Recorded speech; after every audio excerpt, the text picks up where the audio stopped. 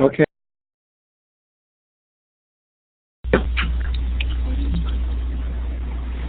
Hi, this is Steve Hargadon, and it's Tuesday, December 7th, 2010, and welcome to the Future of Education. Our guest tonight is Kieran Egan. Kieran, thank you so much for being here. My pleasure. You get some clapping already. So the book that you've written many books, but we will talk tonight a lot about the future of education because, of course, the great connection with the title of this interview series. The Future of Education is sponsored by my employer, Illuminate, now Blackboard Collaborate. The project I work on is called Learn Central. It's a social network for educators with Illuminate baked in. We hope you'll come and give it a try. It is free. The use of Illuminate and the social network are free for you to enjoy. The Future of Education has been nominated for an EduBlog Award for the Best Webinar Series.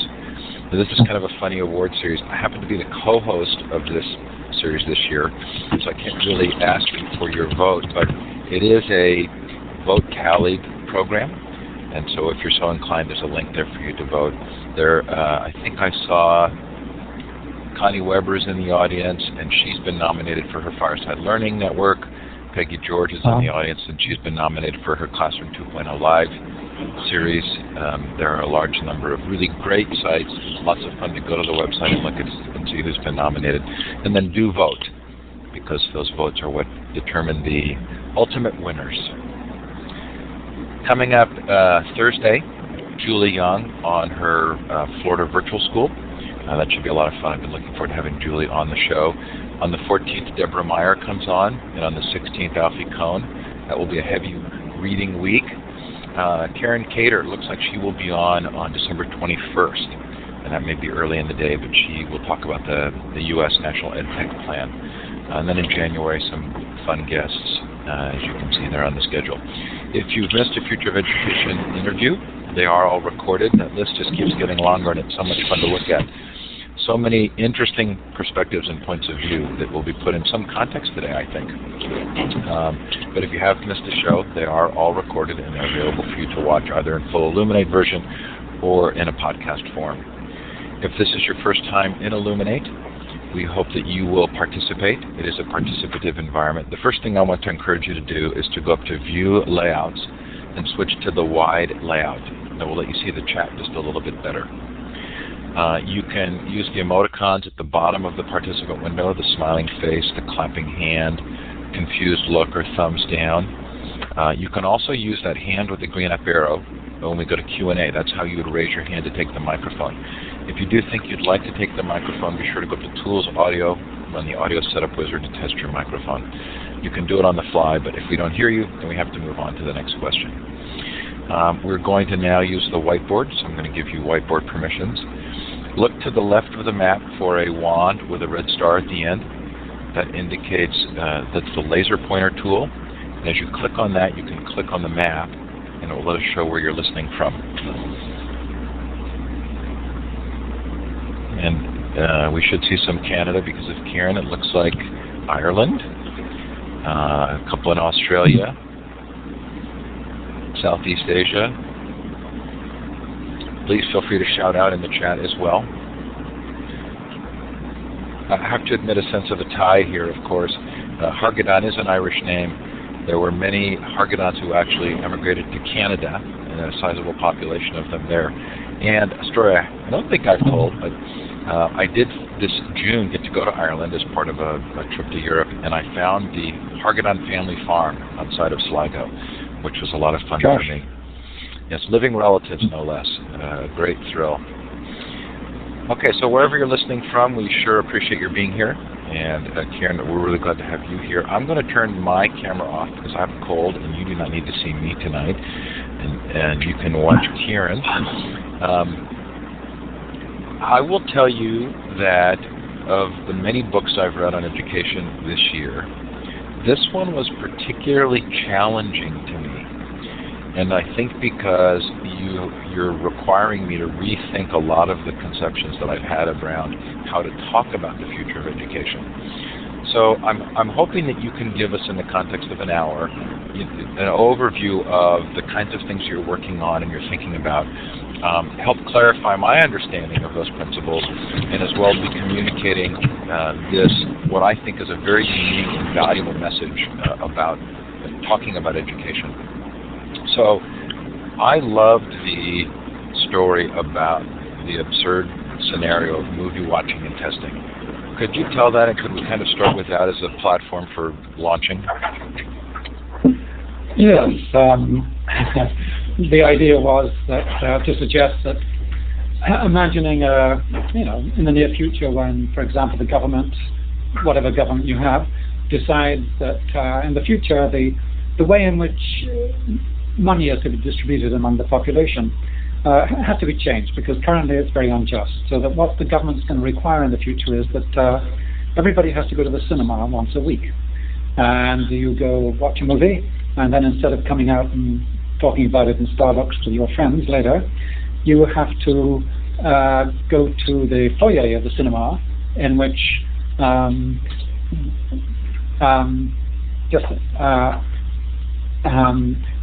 sorry, it's somebody here. That instead of, you'll find a lot of small tables. One of the tables will have your name on it, and you'll find there's a multiple choice test about the movie you've just seen. And there'll be things like, what was the name of the heroine's dog in the third chase scene? Was it Fido, whatever. What was the color of the villain's car? Now, depending on how well you do on this test, your salary is going to be determined for next week. And then the following week you go back to the cinema. Everybody has an evening, they go to the cinema, you watch another movie, you have another multiple choice test, and depending on how well you do on the test, your salary is determined for the following week. So that's how we're going to do it in future. In the future, everybody's salary will be determined by how well they do on a multiple choice test after watching a movie. Now, this seems like an entirely ludicrous scenario, in that at one level, it seems to decouple work from the value of the work done to the society, and it seems sort of arbitrary. It also destroys the pleasure of watching a movie. So the question then is, what does this remind you of? And the answer is supposed to be, well, it's supposed to remind you of school. That is, what we do in school is we determine students' life chances on the basis of how well they can remember, for example, the provisions of the Treaty of Versailles. How well they remember those is really nothing much to do with the kinds of jobs they're able to do, so that we confuse the socializing purpose of the school, that is to allot children to different kinds of jobs and roles, and the academic purposes of school, which have to do with shaping the mind to be able to understand the world and its wonders better.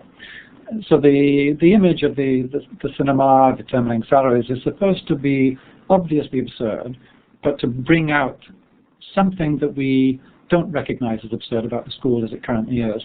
I think we too readily accept institutions as we get to know them, and we fail to take into account what might be absurd about some of the institutions that we're a part of. So the idea here is that the ideas that we hold about education are very significant in terms of how they inform both what we structure and the results that we get. And if I've read you correctly, that there are some fairly deep ideas here that transcend traditionalists or progressives and would cause us to think at an even deeper level about what actually takes place in education. So you say that education is a contentious and an unsatisfactory activity. Do you want to start there? Well, the book starts with the suggestion that education, in one sense, is quite a convenient area to be involved in, because there's only three ideas. One idea is that we socialize kids. We make them fit into the adults around them, and we recognize success in education by the degree to which they fit in and look like the adults around them. They share certain values and beliefs and a knowledge base that has a utility. So anything that we justify doing to children in the name of social utility is what we call socializing. The second idea is Plato's. Plato believed that a well-socialized person was utterly contemptible, and the purpose of having a mind was that you could use it to discover the truth about reality. And it's become what we call the academic enterprise. So today we still teach children in schools a lot of things that are utterly irrelevant for their social life, but at the same time we teach them because we think they're good to know. They're good for the mind. And then the third idea is largely associated with that strange Frenchman, Swiss, Jean-Jacques Rousseau, who believed that the mind was a bit like the body, that as bodies go through a regular sequence of changes as we age, almost regardless of the food that we eat, you'd believe the mind was rather similar, that the mind goes through regular stages of development naturally, and the trick of education is to recognize, to understand the stages of development we go through, the kinds of learning that we engage in, and by knowing as much as we can about the child, then we are able to best educate the person to develop their potentials as fully as possible. Now, Rousseau's, I think, are the ideas that have been taken over very largely today. The problem with those three ideas, I think, is that they're mutually incompatible in ways that we don't recognize very readily. They're the three ideas that shape nearly all education institutions. If you look at the mission statement of almost any education institution, it will claim to be in the business of turning out good citizens, in the business of creating academic excellence, and in the business of developing the individual potential of each child. There are inbuilt incompatibilities to achieving these three separate aims. And the cinema example is intended to try to bring out the incompatibility between the socializing purpose of the schools and the academic purposes, that they have fundamental levels in which they're incompatible and makes the activity of educating difficult. It's an attempt to explain why education is hard to do, why we argue so much about our schools, and why those arguments don't get resolved. I think it's because we don't recognize that our concept of education is made up of these three somewhat incompatible ideas. So you use a lot of analogies in the book, and then you're also very careful to say, we can't take this too far. But one that I felt was really powerful in this regard was the analogy of the uses of a dam, that there can be multiple uses of a dam that are actually in conflict with each other, and that's one way of thinking about education. Yes, and you know, I think it was taken from Andrew Roy, as I remember. It was about how dams can be used to store water, they can be used for irrigation, they can be used for another purpose. The trouble is that if you try to build them to do all of these three purposes, they simply interrupt each other, they get in the way of each other. But if you use it for irrigation, it's no longer storing the water, etc., etc. And Roy, I think, uses that image to show why a lot of the huge dam projects in India and earlier, 30, 40 years ago, were a total dead loss, massive expenditures of money. They were using up more, also to generate power, and they were using up more power than in fact they were able to, than they took to keep the damn things going. So, but it's even deeper than that, because you're also saying it's not just that these three goals are incompatible together, it's that they each have their own inherent problems. So you have this kind of complicated mess of three purposes, but even that don't complement each other necessarily. But then each of those purposes has its own difficulties. Right. And the socializing one, you can see the extremely well socialized person, of course, is Hitler Youth. I mean, that is, it's the fitting somebody so well to a social system that they are so conventionalized to that system they cannot imagine alternatives. So they think of their system, their society, their country, as all countries tend to do. The school system's good at this, persuading them that this is the best country in the world and all the others are inferior to the degree to which they're unlike us. We tend to do that about ourselves individually as well somewhat. But that particular socializing purpose is not one that goes very well with the academic aims of the school. And of course, with the academic aims, if you focus on that exclusively, you get, in Montaigne's lovely phrase, you get asses loaded with books. And as I think Whitehead has this notion that the well-informed man is the greatest bore on God's earth. That somehow learning a great deal of knowledge in the academic sense doesn't turn out a good person. And with the Rousseauian notion, the sense that if you spend your time developing the individual and the individual's potentials, the problem side of that is found in, I think it's Kenneth Clark's phrase that you get people who are as ignorant as swans, that is, they're delightfully adept at dealing with their world and society, but they know nothing, nothing that matters about the complexities of human life and experience and history. Well, you also quote an Aboriginal complaint from Western Canada that they were taught to read and that made them stupid. Yes. Well, we tend to forget. We tend to think that literacy indeed is one of the great gifts, one of the great inventions of humankind, but we forget it comes at a cost. And for many kids, I fear the cost of gaining a little bit of literacy is catastrophic for the rest of their lives. And we tend to forget, in oral cultures, there was a kind of richness of experience that we have lost for the gain of literacy. We needn't lose as much as we do, but I think we have,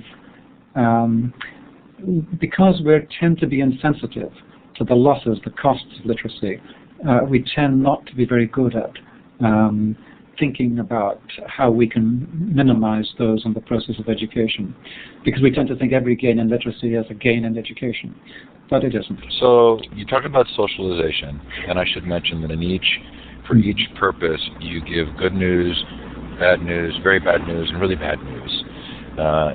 When you talk about Plato's academic idea, is that sort of the traditionalist, is that what we would call traditionalist educators?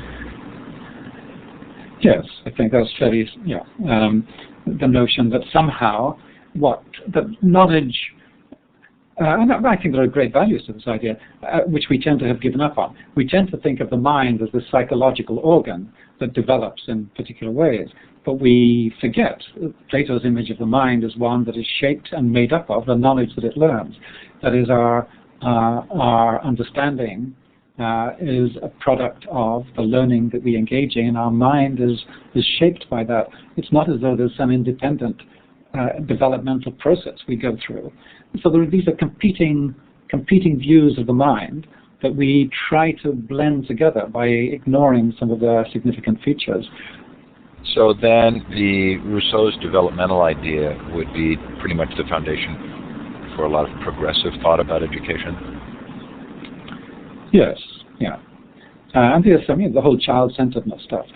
And all that is about that the more you know about children, about their learning, their development, their motivation, etc., the better able we are to teach them. I think we've had now 150 years of that assumption and people trying to show how the more we learn about children, the better able we are to teach them. It's not, at the very least, people should be willing to acknowledge that it's not so obviously true and that the results are not so obvious.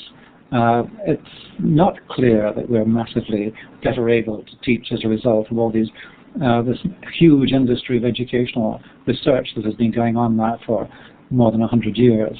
And I think because it has built into it these confusions that are tied in with not recognizing the difference between socializing, academic, and developmental purposes in education. But that's another story. That's another part of the book, I guess. Well, in the chat, the audience is actually rewriting your book. They're writing it again. They're talking about pedaling the bike faster, but in the wrong direction. You say something fairly similar in the book. But what I think you're saying is that this is not a matter of balancing. That we typically have looked at these different views of education, and we've said, okay, if they balance each other in the way that government bodies balance each other, then ultimately the compromise produces the best solution. And what I hear you saying is that's actually not true. Yeah, that the traditional ideas we've had, these three ideas, just aren't hacking it for us. We need a different way of thinking about education. We need to give up on the notion that somehow each of these bad ideas, not bad is too strong a word, each of these ideas is assumed to be able to mitigate the problems, the worst problems of each of the others. So if we put all three of them together, we won't, for example, get excessively socialized people, and we won't get these asses loaded with books, because each of the ideas and the Rousseauian one, they will all somehow mitigate the problems of the others. Alas, it doesn't work that way. 3 bad ideas doesn't make a good idea. Although, so what the rest although to do justice to what you've written, which is a very dense and thoughtful book, you do show the positives. Like you talk about the fact that the developmental idea actually released us from blaming the student all of the time for not learning. Right. So you're recognizing the positive, but you're saying that as a whole, this just isn't taking us where we want to go. Yeah. No, I think that's exactly right. Now, each of the ideas has an obvious, huge virtues. We rely, I mean, who could imagine an education that doesn't socialize children adequately, or imagine a kind of education that doesn't have an academic component? The problem is the way these ideas are framed and the way they drive our thinking about education. We do what we do because of the ideas we hold. And if our ideas are confused, we will get confusing practice. And I think what we're at the moment asking our teachers to do is implement a conception of education that just isn't viable. And this causes distress, burnout, problems, difficulties. Look, the world is wonderful. It shouldn't be that difficult to explain to children, to show children what's wonderful about it. So what the work we've been trying to do, obviously, is show a different way of conceiving education that allows us to explore its wonders and engage the imagination of children. Anyway, that's the main purpose of the book, and it's tied into some of the other books I've written that are about developing children's imagination. Well, I definitely want to let you tell that story. We've on the show we interviewed Vicky Abellis, who's the director of a movie called Race to Nowhere. And one of the interesting pieces that I thought Vicky brought to the dialogue was a recognition that the issues that are apparent in schools are not actually isolated to schools. They are a part of a larger cultural issue of imbalance in life or a misunderstanding of certain things. Do you see the same kind of parallel as you look at our inability to think about education and as it relates to maybe how adults lead their lives in the work world?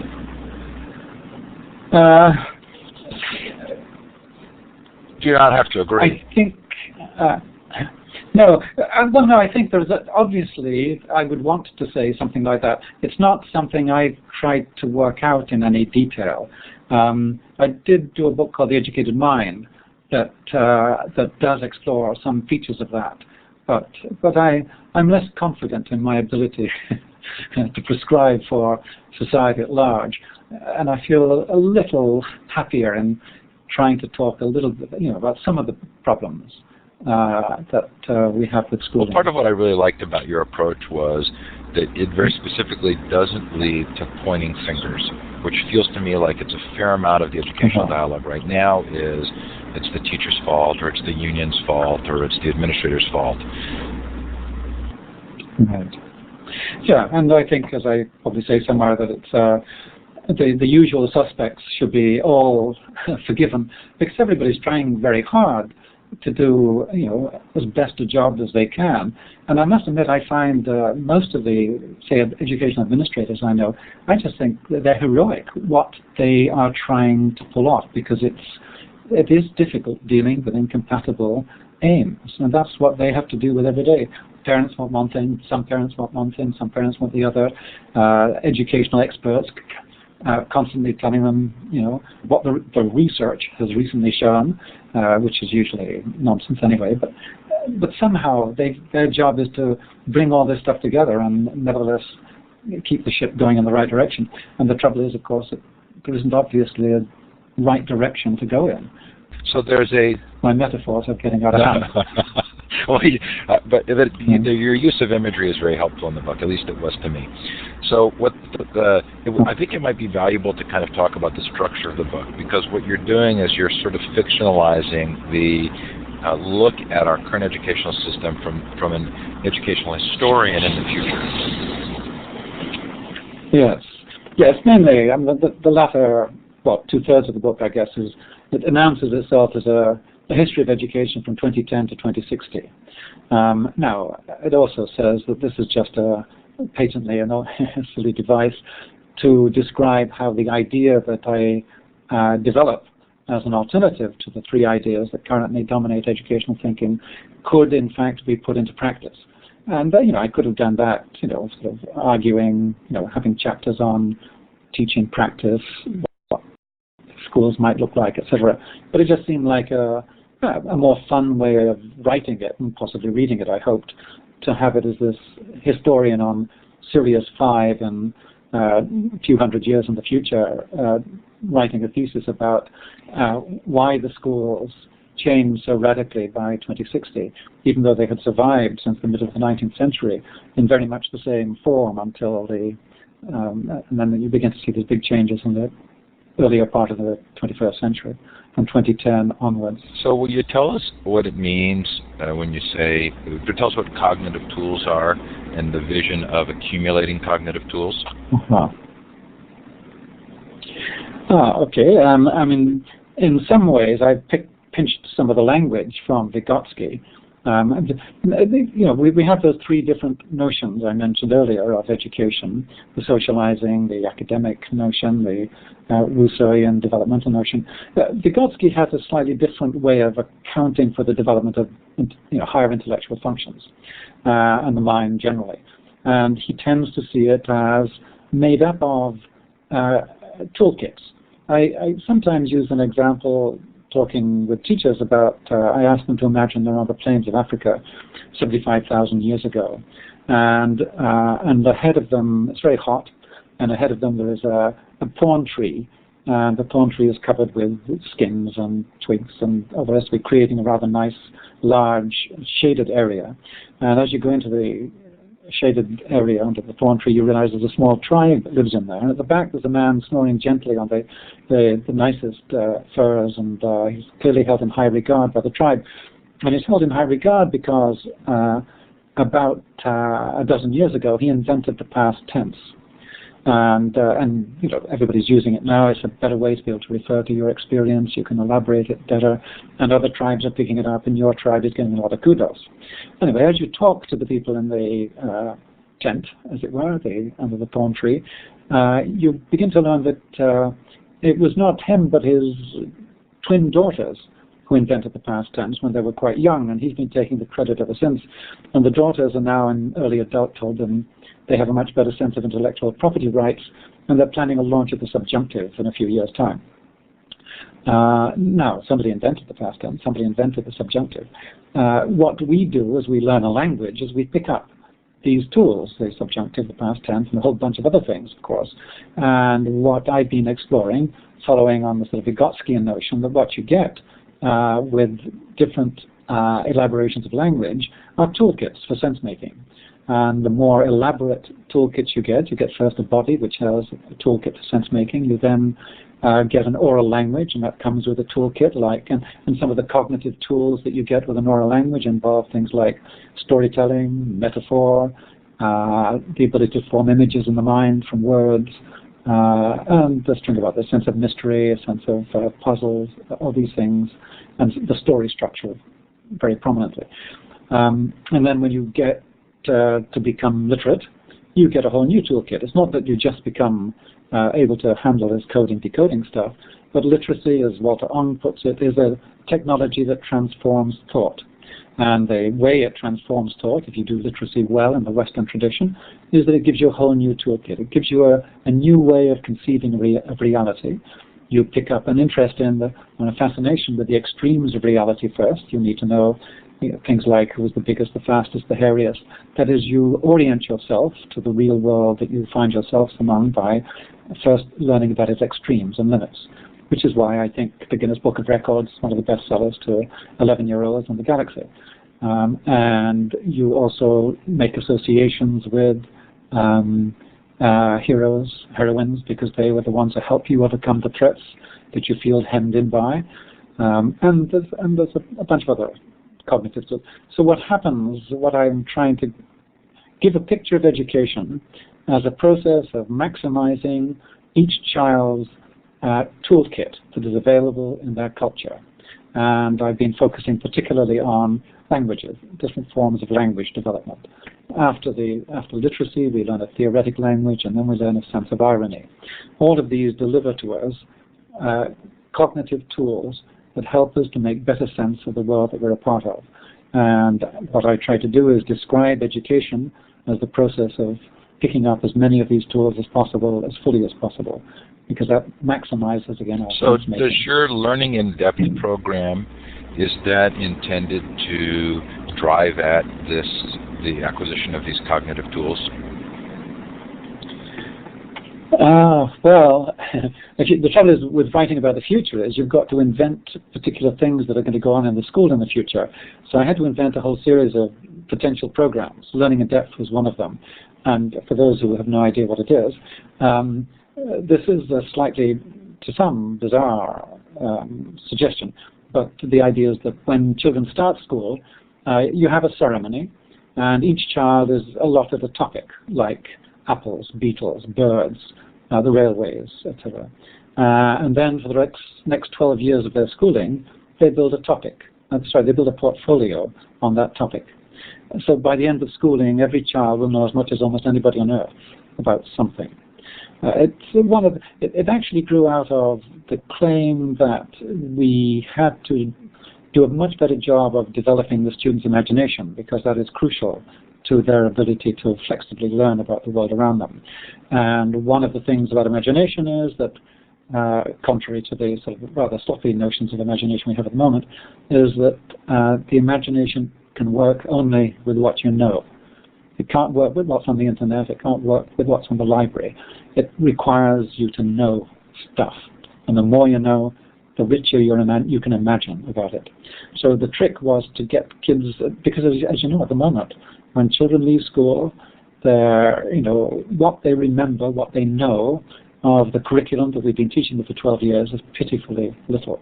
Now, there are all kinds of excuses for this, why we achieve so little in terms of getting kids to remember stuff.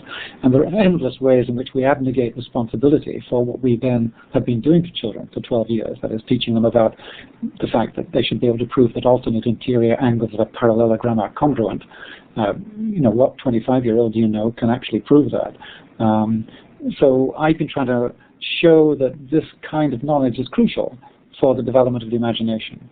And so the Learning in Depth program grew out of, oddly perhaps, the development of kids' imaginations to be able to, and to show that the more they knew about something, the more imaginative they could become. And then that ability transferred to other things that they would be dealing with in school.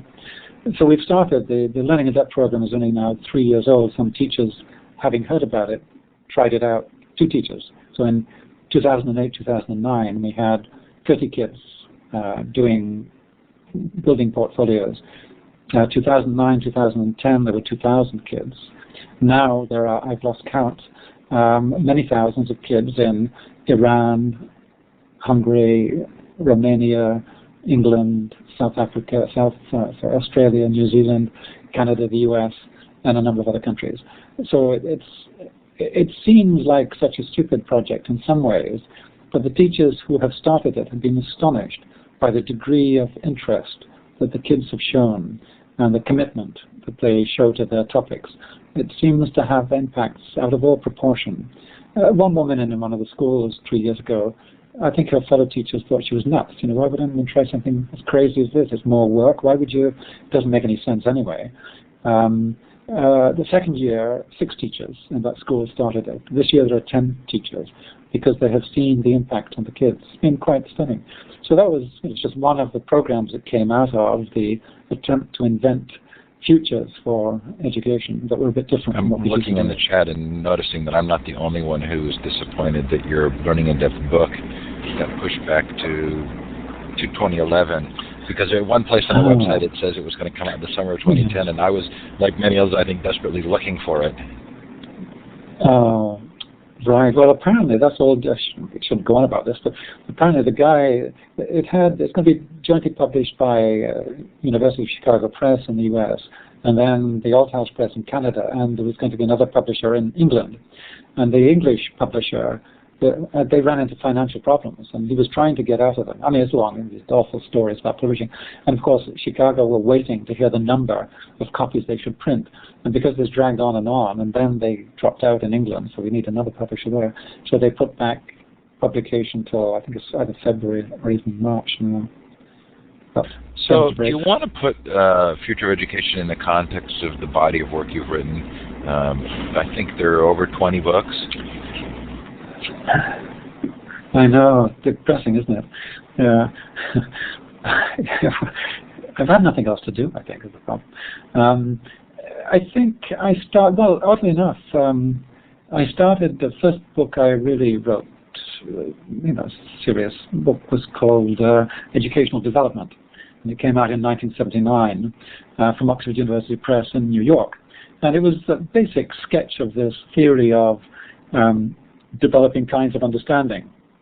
And it mentioned what I call mythic, romantic, philosophic, and ironic kinds of understanding. We've since added the somatic one.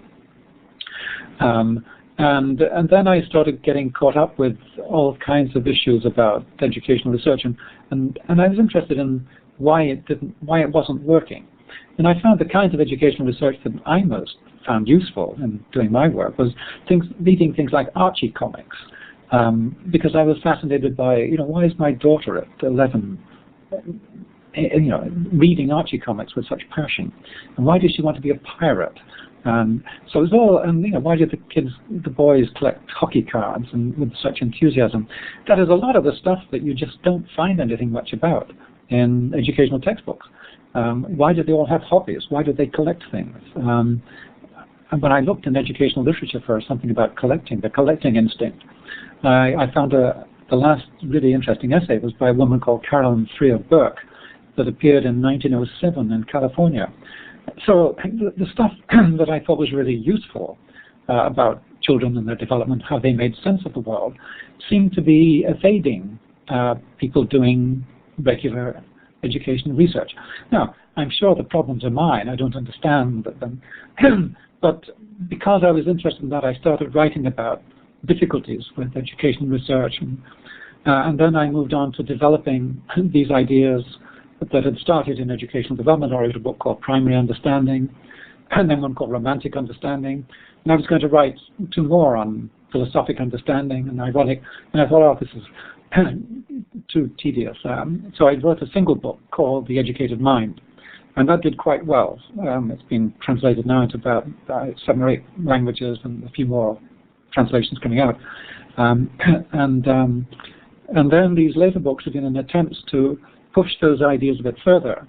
And then I've also got a research group called the Imaginative Education Research Group. And somehow the book on the future education grew out of a lot of the practical work we've been trying to do in schools. So as you know, most of the latter part of the future education is about how can this work in practice? What does the teacher training program look like for people who want to develop teachers' imaginations in ways that enable them to teach that alternate interior angles are congruent in a really exciting way? Because it is exciting. One of the principles is that everything is wonderful. And the problem for a lot of schooling, and for many children, is that they don't get a sense of that wonder. So what we've been trying to work at in our research group and then in the future education was to try to show how you can make everyday teaching of everyday subjects infused with wonder for children. So there was a mention in the chat earlier about the PISA testing results that came out today. I'm not even sure I'm saying that correctly, but the international test that rank countries. I'm sure you get asked about that a lot, and maybe about Finland and Singapore. How do you respond to people who point to that and say, okay, we're not doing a very good job, say in the United States or in North America, but they're doing a really good job in Finland or Singapore? Well, they're doing a relatively good job, and the trouble is, look at what is tested in those things, and if you want to, it would be very easy if you wanted to set up a school that got the kids doing superbly well. I'm actually giving this talk from a school I've been giving a workshop in today. It's a private school, very wealthy neighborhood. The kids in the school do superbly well. In fact, the workshop was supposed to be on how do you make meaningful and imaginatively engaging the task of teaching kids the 5-paragraph essay. Now, these teachers are superb at teaching the 5-paragraph essay, What they're not superb at is finding it interesting themselves, or indeed getting the kids interested. You can always if you have a finite goal, which is what you can see that these tests measure, it's not difficult to put a huge amount of energy into training kids to do that, particularly if you have the kind of state and system that allows you to drive the educational system and teaching practice and build the whole set together, as they do in Singapore. I've been to Singapore many times, very impressed by a lot of the excellent teaching. But a great deal of what is done in those schools is dreary beyond belief.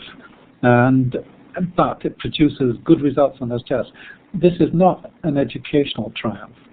This is a triumph of a kind. But it's not one, I think, that we should be seeking to emulate particularly. So one of the things that I've consistently wondered about through the series is the impact of the Internet on our willingness to rethink large institutions. It feels as though the Internet is often a disruptive influence. And are you seeing a moment in time here with education where our conception of what knowledge is being called into question in ways that would allow us to think more deeply about the future of education? I don't know. I really don't know. I mean, I read lots of stuff about the Internet. I must confess I find most of it drivel. I mean,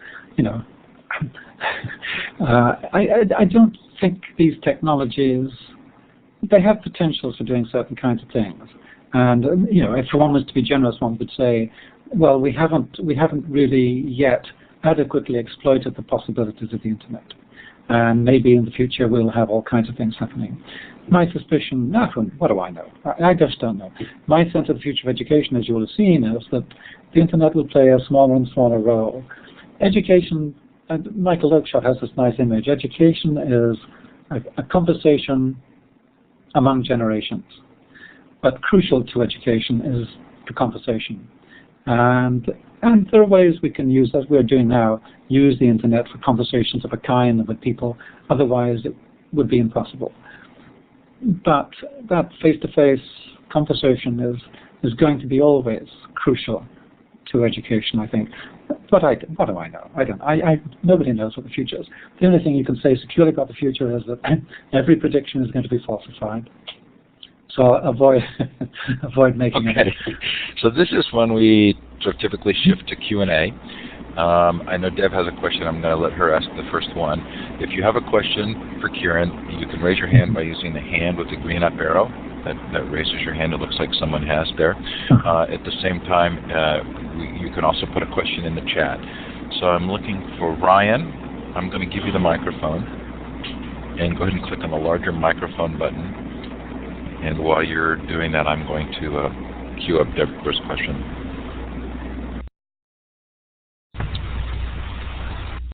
Ryan, I see that your mic is on, but we're not hearing you. Oh yeah, barely, but so speak up a little and we can hear you. Okay.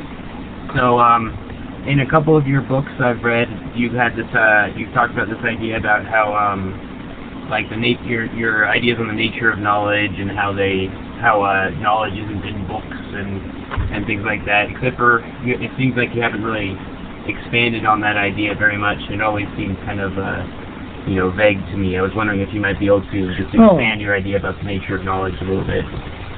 All right. Well, I mean, it's one of the topics I quite enjoy, indeed, to be talked about today, with the teachers that try to persuade them that there is no knowledge in books, there is no knowledge in the library, there's no knowledge in the Internet. What we have in these places are codes. What we have in books are a code that somebody has invented as a way of trying to express knowledge. But the only source of knowledge is the human mind. One of the problems I think we have in education is simply not recognizing the difference between the codes and knowledge. And consequently, what we tend to accept often as satisfactory is the ability of children to repeat the codes. And they can so we disproportionately reward children who are good at remembering and repeating certain kinds of codes. Now, it doesn't mean they aren't repeating the knowledge for themselves. It just means that we reward people who can do something that could be meaningless. It could be meaningful, but it could be meaningless. No, sorry, I've got something in my throat. One of the things that I think is very important to recognize is the difference between the code and the knowledge. And when we don't recognize it in education, we accept the codes in place of true knowledge. What we have to do, what the teacher has to do, is a magical task of resuscitating the knowledge from the code. Again, if we don't recognize the difference, who's going to be trying to do it? So a lot of what goes on in classrooms is more about getting children to replicate the codes and repeat them than it is to seek the meaning that underlies them and revivify, bring back to life in another mind and the material that has been coded into the written form. And somehow it seems to me very important to recognize the difference, because if we don't, then we can fail to make what seems to me a very important recognition of what we should be doing for children. Maybe, is that still unclear? So there's a question in the chat about copying the chat log, or Scott saying he's copying it. If you want to copy the chat log, just go up to File, Save, Chat Conversation. You can copy it. You can also, when you're hearing the recording, do the same thing. And the full Illuminate recording allows you to do that. So I'm giving J.S. Giddings the microphone. Again, J.S., there you go. So I see that your microphone is on, but we're not hearing anything, so maybe your microphone hasn't been configured. Go ahead and turn your microphone off and go up to Tools, Audio, in the Audio Setup Wizard. While you're doing that, I'm going to ask two questions that were in the chat. Deb and Scott Merrick ask, how did you get so interested in this topic that you made a lifetime of writing books about it? What was your own elementary experience? Well, it hasn't been a lifetime. It's just every now and then I wrote a page. You write a page a day, you've got a book in a year. I did a lot of other things, children and grandchildren.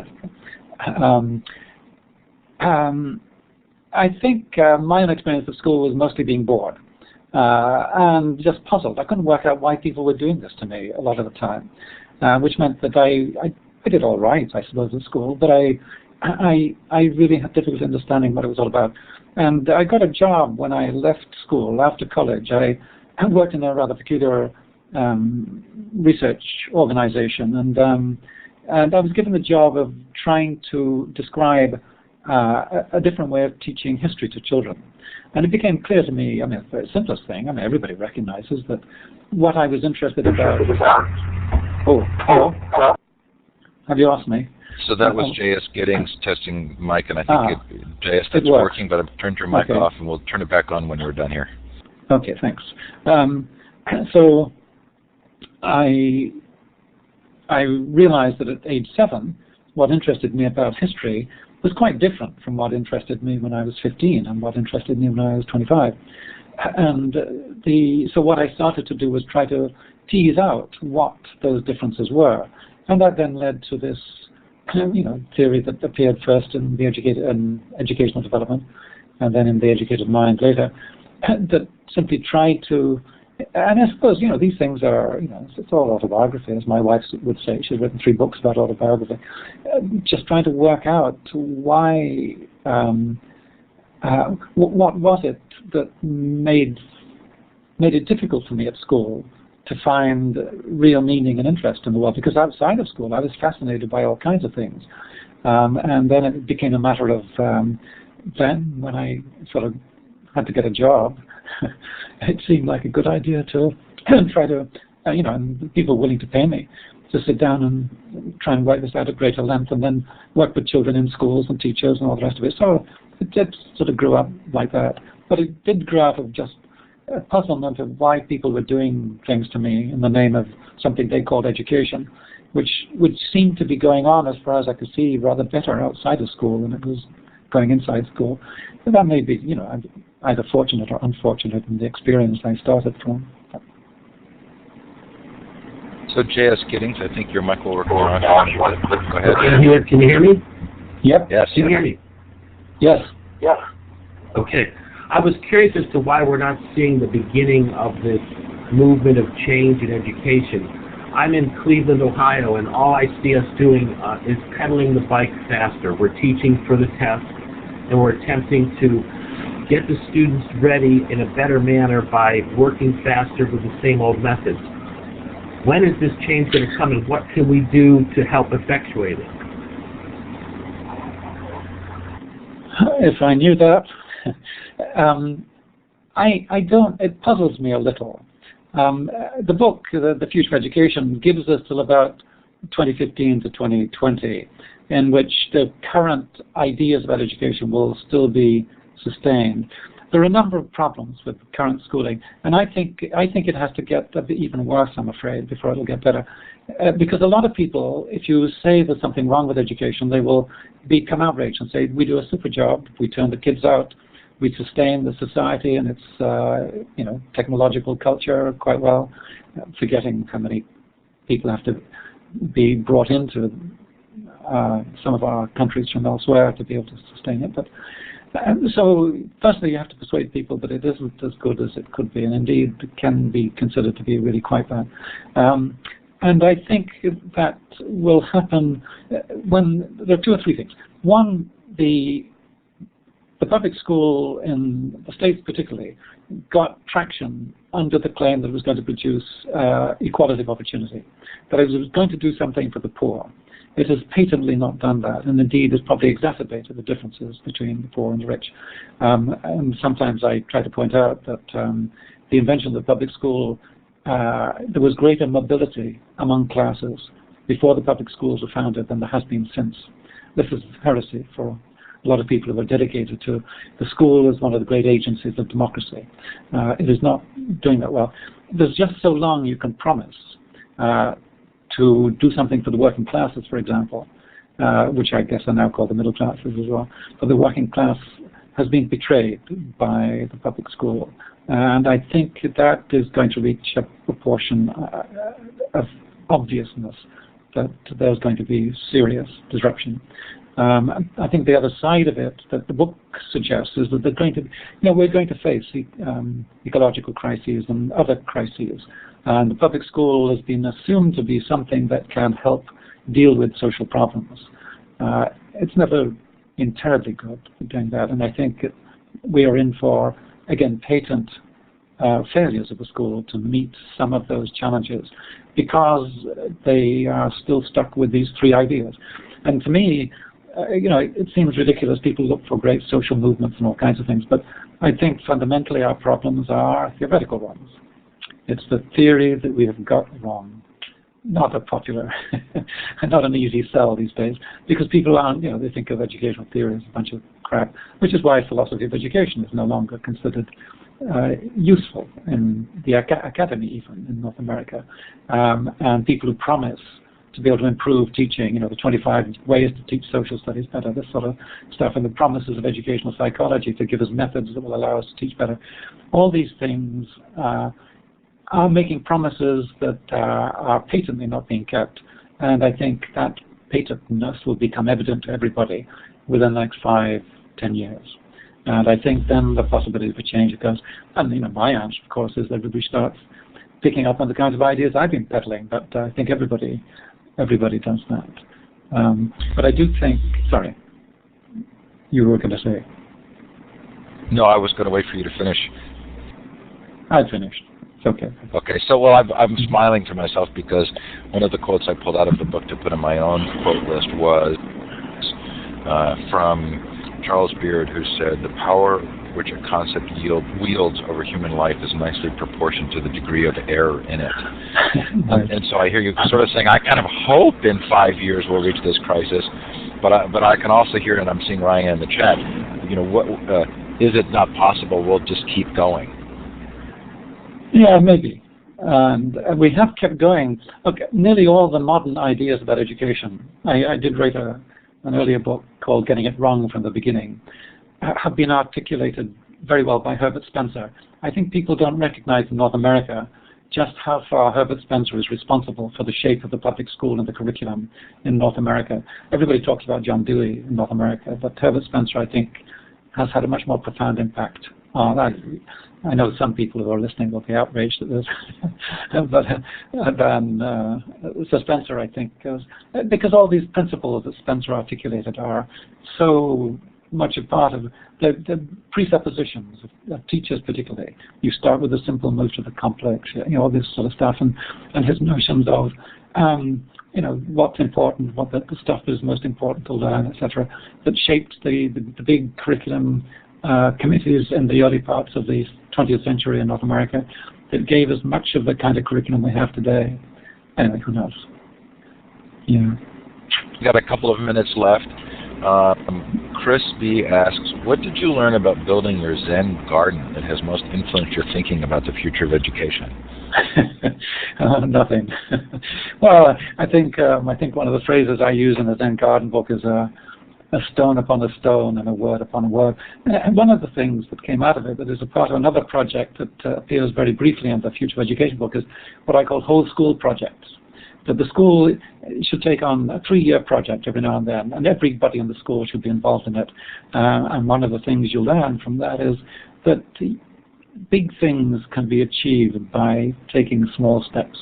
And I think most kids in schools are not persuaded that they can do large things, large-scale things, and take pride in involving themselves in something big. And I think that's one of the things that came out of the Zen garden. It's not a big garden, but it's not the kind of thing that I normally would be knocking off on my weekends. But it became a lovely project, and this idea of a stone upon a stone and a word upon a word is what produces big books and big gardens and all the rest of it, big changes.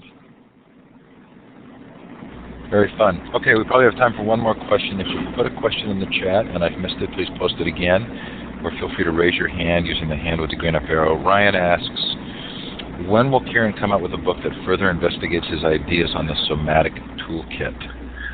Well, I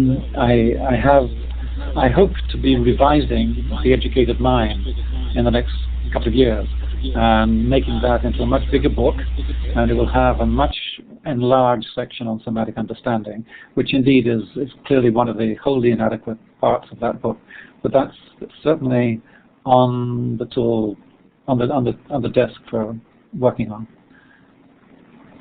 And Ash was disappointed to know that was maybe the last question, so we'll sneak this one in. Don't corporations have a need to advance their knowledge workers just as societies do? Sure. But I mean, they're in the business of making money. We have a system that's supposed to be advancing our knowledge, and that's the school. And it should set us up so that for the rest of our lives, we are self-sufficient in doing that. And that's what the Learning in Depth project is supposed to do as well. Okay, Kieran, thank you so much for coming on tonight. What a pleasure and a privilege. Oh, my pleasure. Thank you very much. It's really fascinating. And I'll be watching other people. It's kind of hard if you've never been in this environment. The chat goes and it's easy to get distracted, and you didn't. You were very good about staying on task, and I know that can be difficult. I want to thank you for coming on, thank Learn Central Illuminate for employing me and allowing me to run the series. Don't miss coming up Thursday, Julie Young on Florida Virtual School, then next week Deborah Meyer and Alfie Cohn, hopefully on the 21st, Karen Cater. Thanks everybody for coming. Thanks Kieran for making the time today. Really appreciate it. Thank you. Bye-bye now. Okay, thanks so much. So you're welcome to turn your webcam off. We like to allow you to get out of Dodge right away because we feel like you've committed an hour and that's your time. So please feel free to go. Some of us will stick around and chat a little. Those of you who'd like to stick around. And I have to go up to the opera. My wife gave me strict instructions. I had to be out of here fast. Good for you. We hope we got you out on time. Thank you again. Thank you indeed. Okay. Thanks a lot. Bye-bye. Bye. Well, that was just fascinating. Really felt like I stretched my own understandings and thoughts about education. I really appreciated this model of the three purposes and how they not only are in conflict with each other, but they in and of themselves have their own inherent problems. No, Dev, I am not writing a book because I know the limits of my understanding. I'm much better at asking other people questions than being the expert. But thank you so much for coming. 1 page a day. I think I may not be the only one who perked up at that. Yeah, when Learning in Depth comes out, I will definitely invite Kieran to come back. I was personally disappointed that that book wasn't out yet because I was fascinated by the idea. So thank you so much for coming tonight. As you all know, you have to exit the session for the recording to process. Thanks, Ash, for asking a question. Those of you who did ask questions, thanks, Ryan. We will hopefully see some of you in the future. Again, Thursday is Julie Young. Next week is sort of a blockbuster week. Although, yeah, so where will this be archived? It will be at futureofeducation.com, and you can click through to the recordings page, and there's also an MP3 iTunes feed. Take care, everybody. Have a great night. Good night.